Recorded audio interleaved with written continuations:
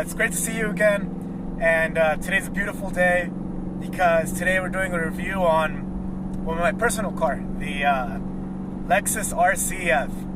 I just hit 10,000 miles on it last weekend. I bought the car brand new last year, October 23rd, and that noise right there is I just got a text message. And I absolutely love this car. I love it. I'm not tired of it, and I intend to keep this car for a very, very long time. I have no plans of selling it. And for this review, I kind of just want to let you guys know how my ownership experience has been with the car. You know, what I like about it, what I don't like about it. Mod-wise, I have a a full GT house exhaust, which uses like Meister shaft mufflers. You know, at MSRP's for like $6,000. I got it for about $2,400. The only reason I have it on the car, wasn't planning on getting exhaust that fast, but I mean, hey, it worked out, so I did that. So the car has the exhaust. I have some Swift Spec R lowering springs, and I vinyl wrapped it myself in my garage. And then, you know, just small things here and there, but those are the three big ones. So the car is fairly stock. And the cool thing about this exhaust is, it's like right now you can probably hear that it drones quite a bit, right? So I'm gonna downshift to maybe second gear, right? So as you can see, that's pretty loud. I mean, I'm 100% sure you guys can hear it, but this exhaust has this really cool feature where it has a remote control. So I guess we'll put in a little bit lower gear. So I'm gonna close them right now. Sometimes it takes a little. Oh, it's closing. There we go. It's closed. So downshift again. As you can tell, it's much more quiet. I actually drive the car in quiet mode most of the time, just when I'm chilling, hanging out, and it's basically stock on the inside. So when I got this car stock, I loved it. One thing I didn't really like about it was the speakers do pump noise into the cabin, and it changes by modes. So if you have it in normal mode, you won't really hear it. You go to sports, you go to Sport Plus, it's gonna be way more audible. You know, it's chills, whatever. When I got the exhaust, it completely changed the car. And looking back, I would not own a Lexus RCF unless you did like a Borla exhaust at a minimum. It's the cheapest one you can get, by the way, about $1,500 shipped all day. And then the lowering springs, another very good mod to the car. When it was stock, it was more floaty, kind of like a boat in a way. Like, you know, you would steer left and right, and the car to kind of be like a boat essentially, which makes sense given that, you know, Lexus's main target market is, you know, people that are of the older age. So the springs 100% fix that. The car's way more sporty. It's much nicer to drive, and yeah. So then that's what's done on the mod side of things. Maintenance wise, your first service is at 2,500 miles. It's complimentary. You just check the car over. Second service, it's at 5,000 miles. That was also complimentary. Now, in about 100 miles, I'm gonna hit my first service that I'm gonna pay out of pocket. Well, my friend Amin, he just did it maybe last month, and it's about $320 to $350. All they really do is an oil change, and, you know, doodle dad, make sure your fluids are good, you know, your pad life, all that good stuff. Completely overpriced since you're really only getting $50 in parts. But with, you know, F cars, M cars, AMGs, any like higher end car, you want to take it to the dealership in case you do sell it. You'll have that service history. So it is a Lexus which is manufactured by Toyota, so the reliability is 100% bulletproof. I have seen Lexus ISFs with 300,000, you know, 250,000 miles, and they're all still running great. And this does have a 5-liter V8. It was originally, you know, in the LS 460. Then they modded it a little bit, went to the ISF. Then for the RCF, they milled the heads a little bit. They got better cams. They upped the compression, which comes from milling the heads, and it got a better intake manifold. From the factory, the engine's rated at 467 horsepower. And the Meister shaft exhaust actually is proven to gain 40 horsepower to the wheels. So the car is definitely over 500 crank right now. It really gets up and goes. It's not an M4, like I can't get in, 120 wheel horsepower with downpipes and a tune. Like there barely is any tunes for this car. You have one choice, that's RR racing, and you don't really gain much power. Same goes for headers. So that's why as of now, I'm not doing that. I don't plan to do a supercharger. I don't plan to do nitrous. The car's probably going to stay how it is. But it does not feel underpowered at all. Maybe when you're into triple digits, which I did when I was on the track, is maybe when it feels a little bit underpowered. But when you're on the street, it's way more than enough to get you in trouble. Like right now, let's do a little, is that a cop? No, it's just a biker. So let's go to second gear. We're 45 miles an hour. We're gonna count 2 seconds. 1, 2, we're at 65. So it's a pretty quick car.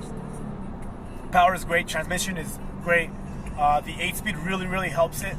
It's the same one that was in the ISF. Upshifts super fast. It will pop in between shifts when I'm, half throttle or higher because of my exhaust. It's like a little, like a pop. It's essentially what it does. And sometimes on downshifts, like when I'm least expecting it, also pretty cool backfires. Great sounding engine. It is, as expected, it's a dual overhead cam V8. And some people are like, "Hey, dude, you bought a luxury Mustang 5.0, right?" I mean, they're half right. It's kind of a similar engine. But as you know, I did have a GT500. I've driven the new S550s. I've been in a GT350. You can't compare the two. It's just a completely different car. This interior is to die for. I absolutely love these seats. They're heated. They're cooled. They're cool. I'm using the coolers right now. They aren't as good as, say, Hellcat cooled seats, but you do feel them. This car also has a heated steering wheel. I absolutely love it. The digital dash is to die for. And this car is really versatile. There's really no scenario it doesn't work in. You can just drive all out when you're in a cruise with your friends. Just bang gears, do whatever you need to. The car will take it and it won't break. Now, let's say, after the cruise, you guys go get some food. It's time for you to go home, right? It's bumper to bumper traffic in LA. No problem. You just put the car in drive. You're in your super comfortable seats. You've got everything you need regarding technology, and it's like a really, really fast, what can I compare it to? It's not fair to compare to a Camry, but I mean, it's just like a normal car.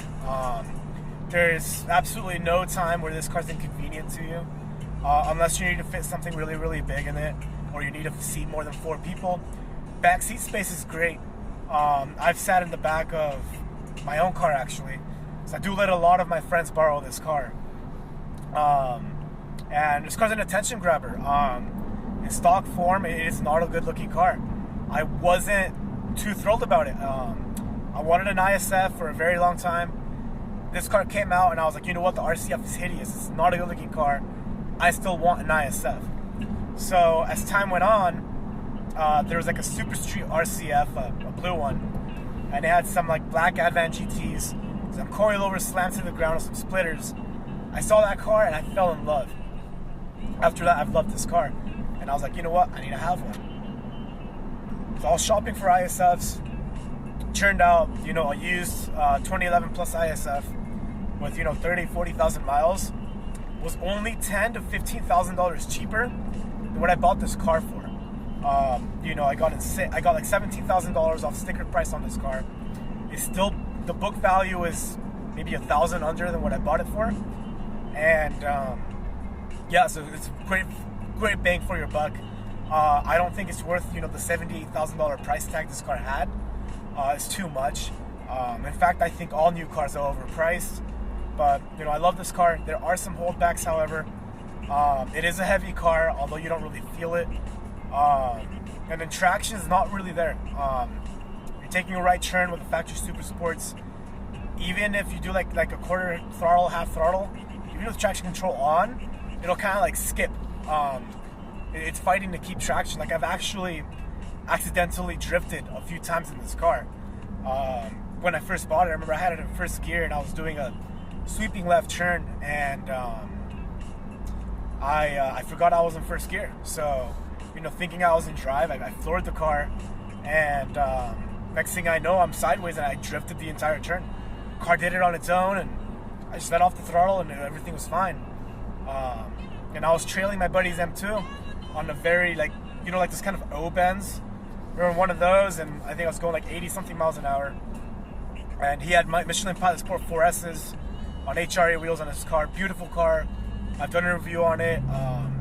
Sound clip video. If you'd like to see it, go on my videos. It's on there. And I was on my Toyota T1Rs, and at about 85, 87 miles an hour, with traction control on, my car started drifting. It was a bit scary when I wasn't expecting it. So it's a drift missile, really, is what it is. The car loves to go sideways.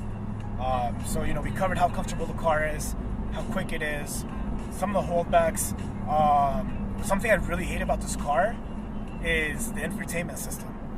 Really outdated. You know, it dates back to like 2008, like IS350, you know, or like this is a 2016 car. You go out and you drive a 2016 RX, like the SUV, or even the GSF, the car I reviewed as well. It's got like the bigger screen, it's got the better infotainment system, and this still has the outdated screen, which I think they're gonna swap it out for 2018, but it should have been on since they introduced this car in 2015. There's no excuse for that. Kind of bummed it doesn't, you know, it has this old infotainment system. So that's one thing. And the second thing is actually it does not have a carbon fiber center console like the GSF and the ISF. That actually really disappointed me. You know, the M4 has it. All these other high-end cars have it. It does have it on the window switches and all those parts. Great quality carbon fiber, but it's not on the center console. Their excuse is that the panel gaps in between the switches are too thin, so they literally cannot get the extra material space that they need for the carbon fiber. So there's that. Fuel economy is not good at all. I do not, you know, floor this car all the time. I don't do that. And right now I'm averaging 15 miles a gallon. I do a lot of street driving, but you know, with the 8-speed, you'd think it'd be a little better.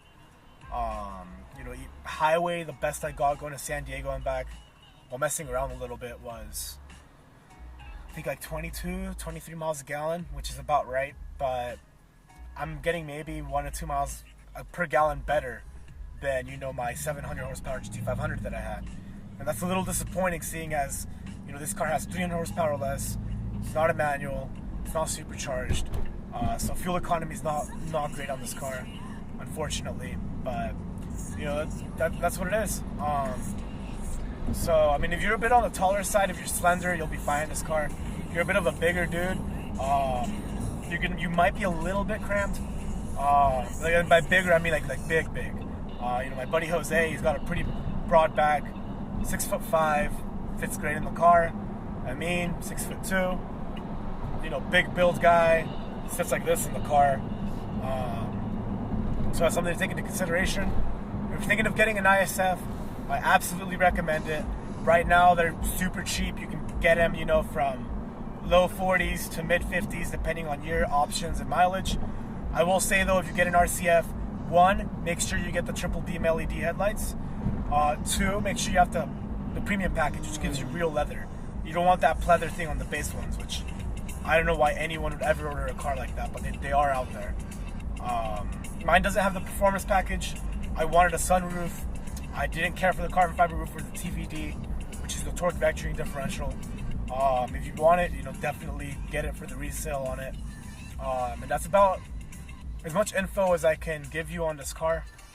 You know, I'm sure there's more things that I'm missing, but owning this car for a year, daily driving it for, you know, a couple of months from when I sold the Shelby, I bought my pickup truck. It's been a great car. You know, there's nothing I really hate about it. I mean, you know, my complaints are mostly just superficial. Most people wouldn't care about it, but when you're buying a car this expensive, it does matter.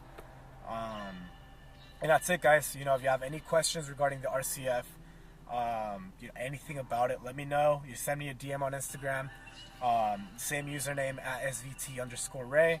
Send me a DM there. You know, I'll be happy to respond to your questions. And I can make other videos. You know, as you know, I'm not planning on selling this car. You know, you want donuts, you want burnouts, you want me to go half-mile racing. You want me to talk about the car more, you know, let me know about that. And I'll go ahead and do that. Once again, guys, thank you so much for watching. And once again, thanks for watching, guys. We're almost at 1,000 subscribers. Tell your friends. I really want to hit it by the end of the year. If I don't, it's not a problem, but it would be great. And I really do appreciate you guys. You have a great day. This was a little bit of a long review, but I feel like everything needed to be said. And you guys have a good rest of your day. I'll see you next time.